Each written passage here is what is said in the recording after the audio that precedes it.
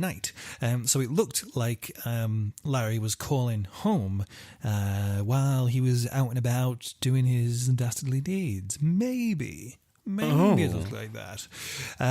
One call in particular was traced to the home of a man named John. I'm going to murder this name, probably. Dobrovolsky. Oh no, I nailed it! Every time I think that, sometimes I think like I'm going to like completely fuck up a name, and I actually got it. Dobrovolsky. Dobrovolskas. Dobrovolsky. I'm like at a spelling bee, right? This guy lived in Chicago's mid-north side. So, with not much else to go off at the time, the police decides, let's go check out this Dobrovolsky guy. Mm-hmm. You know, we've got a name. Let's go see what he knows about this Larry dude. On October 3rd, they go, and to their surprise, Alan, they find Larry at his home. Strange. Is he in partnerships with this other guy? We don't know. We've got John Dobrovsky. Oh, fuck! I know I fucked it up now. I spoke too soon. We've got this John Dobrovolsky. And we've also got Robert Little. Who knows what? Are they in cahoots? We don't know. We don't know. On an impulse, the police seize the truck and take Larry in for questioning, but they do assure him that he wasn't under arrest. They just wanted to ask a few little questions, and they said, you won't need a lawyer. So Larry, we are the police force, we're going to take you in and question you. Don't worry, you won't need a lawyer. Isn't that like an amendment? Is it an amendment? It's a right that you're allowed a lawyer, yeah. But I guess that you don't have to speak until you've got a lawyer.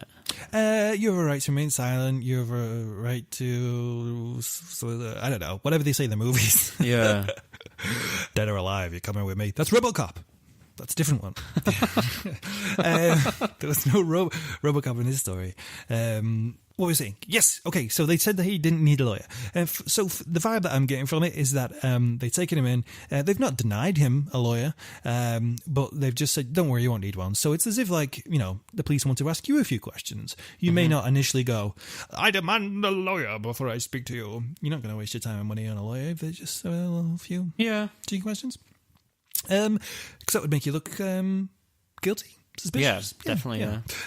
But the police questioned him for a good while, a very long time, in fact. But the only thing they managed to get him to confess was that he was actually having a long-term affair with John Dobrovolsky.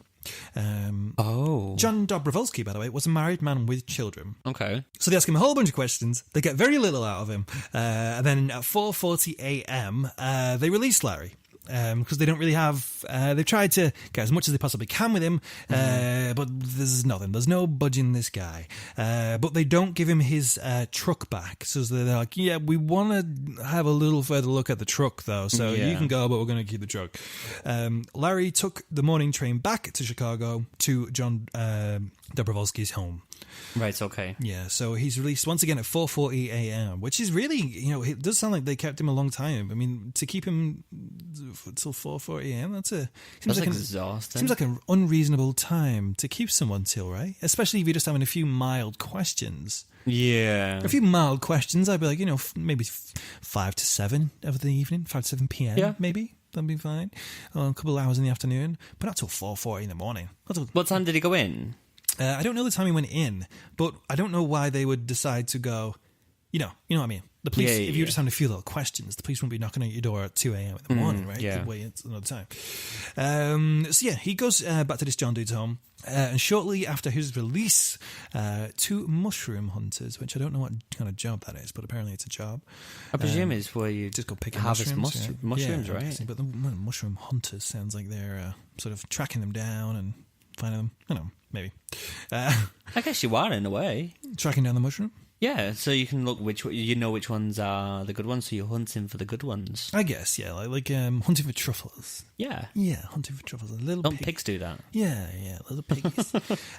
So shortly after he gets released, 2 mushroom hunters find a man's dismembered torso in a plastic trash bag discarded near Highway 31 at Petrified Springs Park in Kenosha County in Wisconsin. Coincidence, Alan? I think not. Well, an autopsy revealed that the head, the arms, and legs had been severed with a fine-toothed saw. What's a fine-toothed saw? With the ones that like dead. The very small ones? It's one of the hacksaws like that. Ooh, like you used to have in school. Is that like when you used to have in school? like when you're using woodwork. That's what I'm thinking it is. I might be wrong. Because that would be like, it's sharp, but it's not like an industrial one. Where, That's what I think it is. Oh my God. That could be right? I can imagine.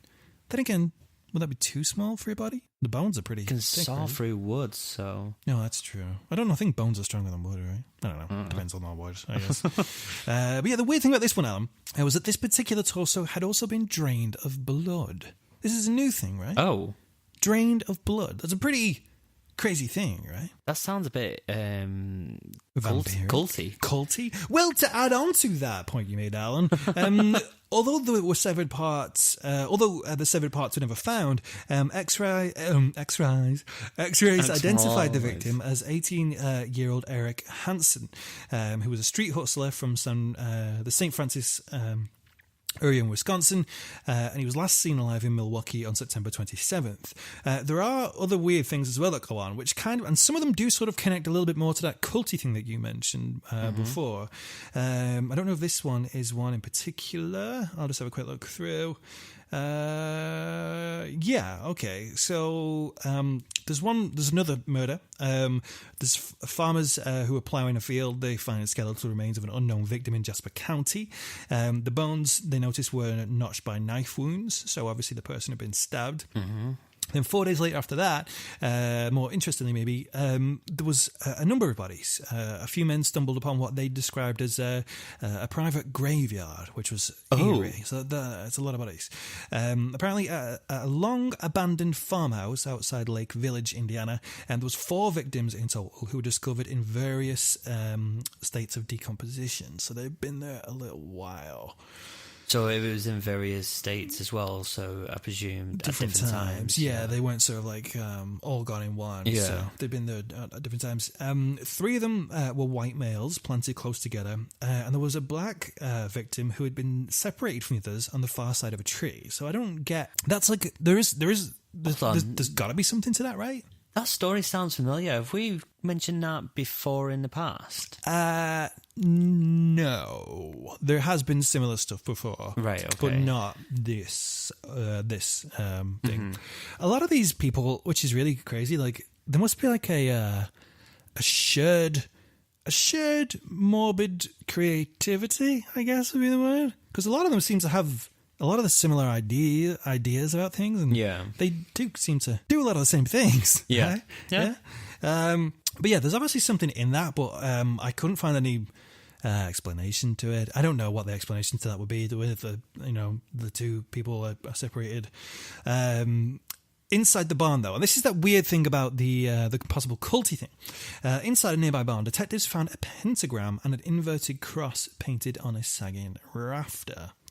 Now, the one thing about on a sagging rafter, so a rafter in a barn. What's a sagging rafter then? One that's like drooping. Oh, right. Just a rafter but sagging. Right. Yeah, just a rafter but sagging.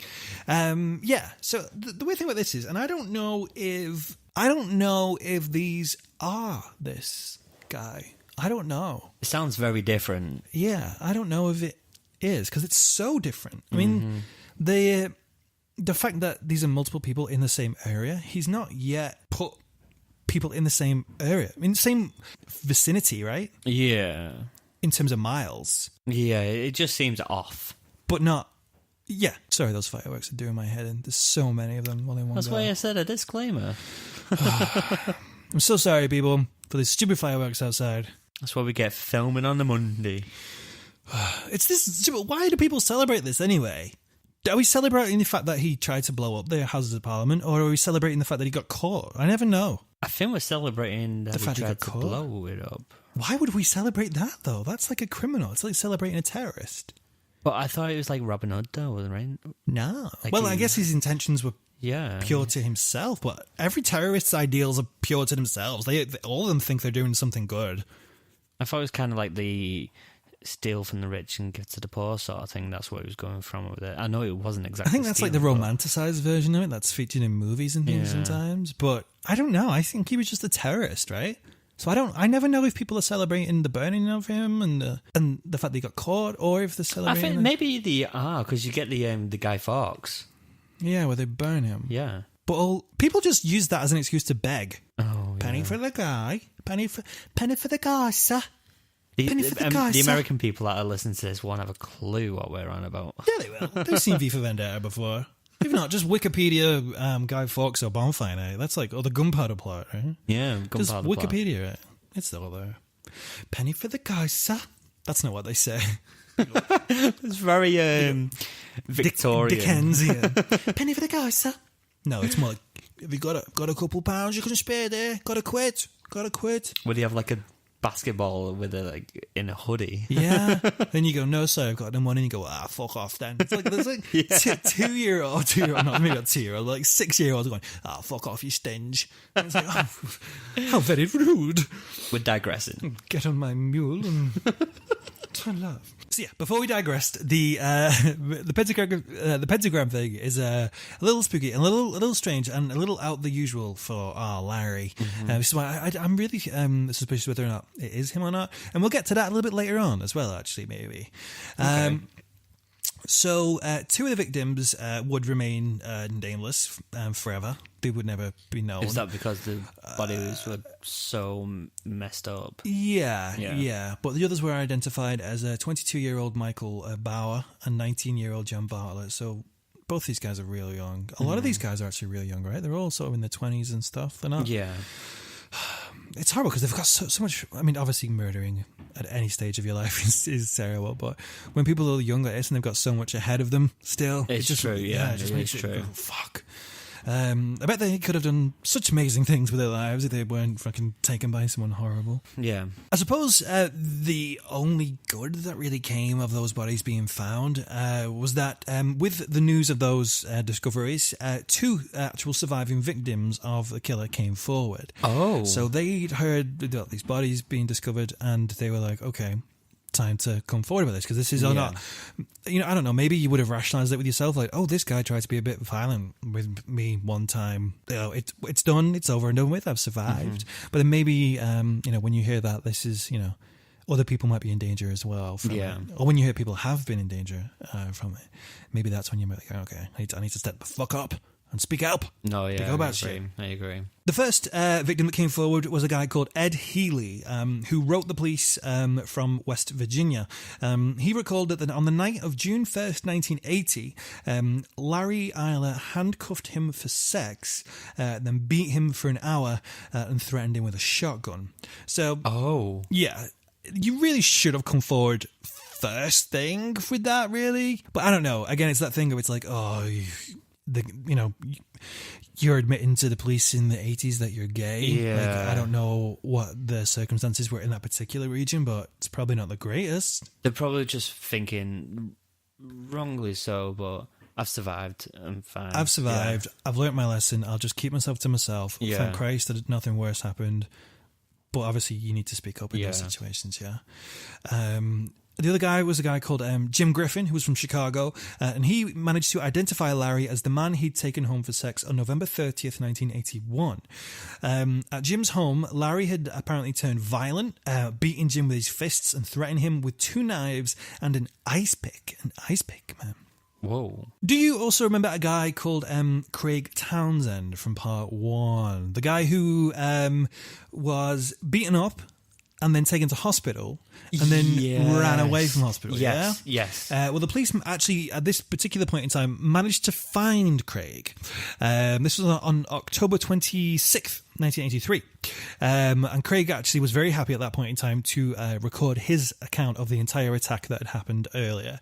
Okay. So even though it was a little later than what would have been hoped, he did actually give a full statement and full description of everything that sort of happened.